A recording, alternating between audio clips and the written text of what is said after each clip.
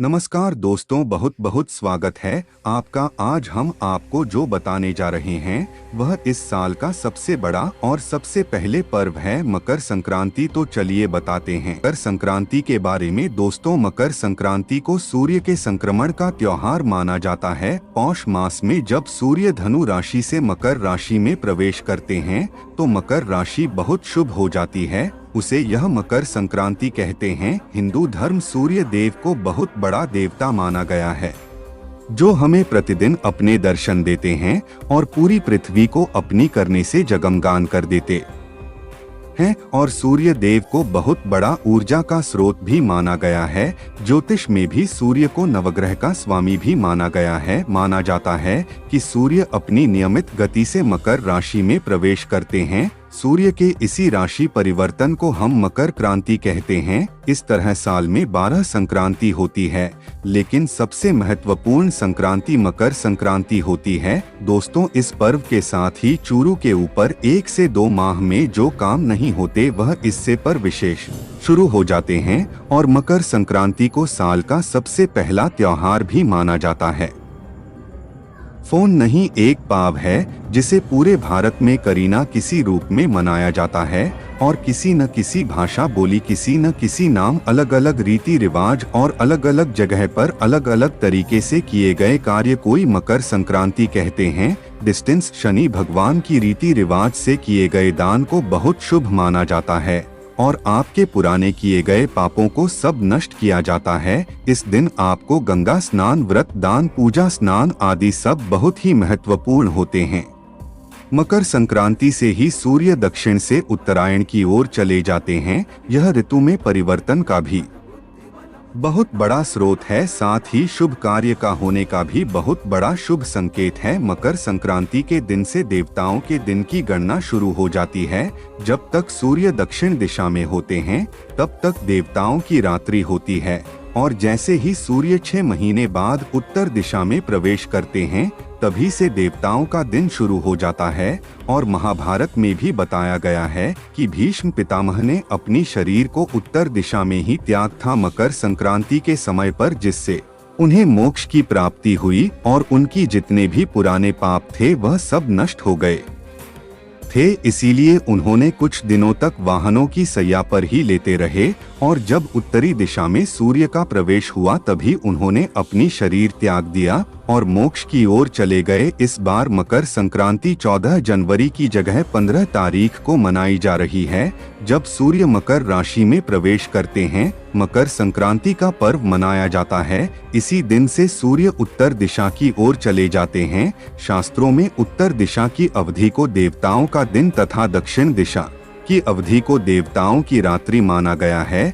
ज्योतिष के अनुसार इस बार मकर संक्रांति के दिन खास सरल उपाय को करने से आप अपना भाग्य सर्वश्रेष्ठ कर सकते हैं। सूर्य भगवान को प्रसन्न करके समस्त पापों का विनाश कर सकते हैं। आगे बढ़ने से पहले अगर आपने अभी तक वीडियो को लाइक नहीं करते, वीडियो को लाइक करके चैनल को सब्सक्राइब करें और कमेंट में जय माता लक्ष्मी अवश्य लिखें। दोस्तों, मकर संक्रांति के दिन घर के सभी सदस्यों को ब्रह्मा मुहूर्त में जाकर स्नान कर लेना चाहिए और स्नान करने से पहले दिल्ली के तेल से पूरे शरीर की मालिश करनी चाहिए और अपने बालों में भी वही तिल के तेल लगाना चाहिए और स्नान करने के बाद स्वच्छ कपड़े पहनकर सूर्य देव को जल चढ़ाना चाहिए। सूर्य देव को जल में काले तिल या सफेद तिल अवश्य चढ़कर सूर्य देव को इस मंत्र का जाप करके सूर्य देव को जल चढ़ाएं। श्री सूर्य देवाय नमः। अगर आपको नहीं समझ में आए तो मैं आपको फिर से बता देता हूँ। श्री सूर्य देवाय नमः यह मंत्र आपको जल चढ़ाते समय 108 बार पढ़ना है।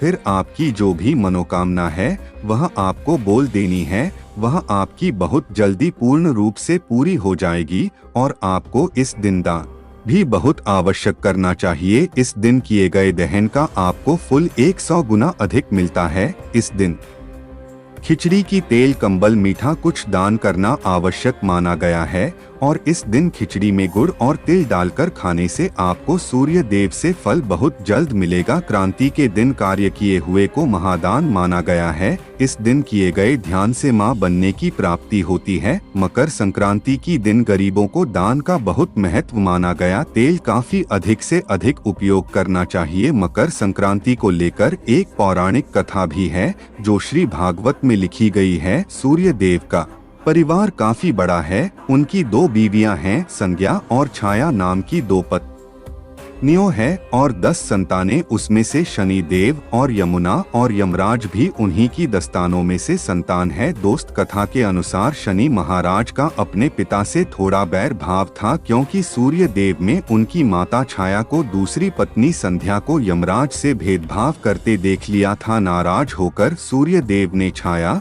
और अपने पुत्र शनि देव को अपने से अलग कर दिया। इससे शनि और छाया क्रोध में आ गए और उन्होंने सूर्य देव को कुष्ठ रोग का बाधित होने का श्राप दे दिया। पिता सूर्य देव को कुष्ठ रोग में देखे हेमराज ने कड़ी मेहनत से तपस्या कर कुष्ठ रोग को काम करवाया और थोड़े दिनों में सूर्य देव कुष्ठ रोग से मुक्त हो गए। शनि महाराज और छाया के व्यवहार से क्रोधित सूर्य देव ने शनि महाराज को पूरा भस्म कर डाला और फिर यमराज ने पिता सूर्य को काफी समझाया तो सूर्य शनि देव और छाया के घर गए और उन्होंने देखा कि वहां पर सब तहस-नहस, बस उनके पास दिल ही बचे हुए थे। तो शनि देव महाराज ने उन काले तिलों से ही सूर्य देव की पूजा और उनका स्वागत किया। पूजा से प्रसन्न होकर सूर्य देव ने सैनिक को आशीर्वाद की दिया कि जय शनि की राशि जब जब मकर में प्रवेश करेगी तब वह मकर राशि वालों को अन्य धन से भर देंगे।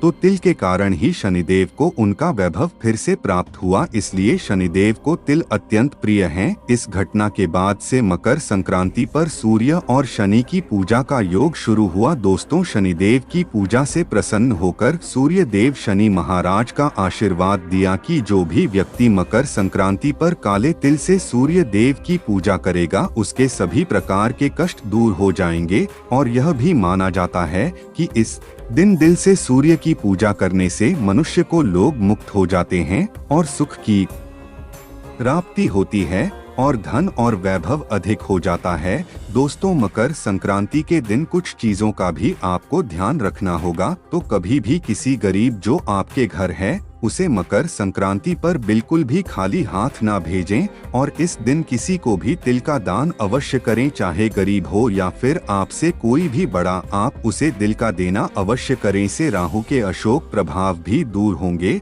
और आपके गर्दन वैभव समृद्धि बढ़ेगी। एक दिन सोने चांदी जैसी चीजों खरीदारी करने का बहुत बढ़िया योग है। मकर संक्रांति के दिन तिल और लड्डू के बनकर दान अवश्य करें और यह लक्ष्मी माता को अर्पित किए जाते हैं, जिससे लक्ष्मी माता बहुत खुश होते हैं। इस दिन खिचड़ी का भी सेवन करना बहुत ही योग माना गया है। खिचड़ी में घी डालकर इसका भोग लगाकर फिर भोजन करना का योग पशु है। इस दिन आपको कच्ची खिचड़ी मतलब चावल और काली दाल दोनों मिलकर दान करना है। इस दिन आपको अच्छे कर्म करने हैं और दान अधिक से अधिक करना है। तो दोस्तों, आज के लिए बस इतना ही। अगर दोस्तों आपने अभी तक चैनल को सब्सक्राइब नहीं किया, चैनल को सब्सक्राइब कर लें और वीडियो को लाइक नहीं कर तो वीडियो को लाइक करें और कमेंट में जय सूर्य देवाय नमः, जय माता लक्ष्मी के।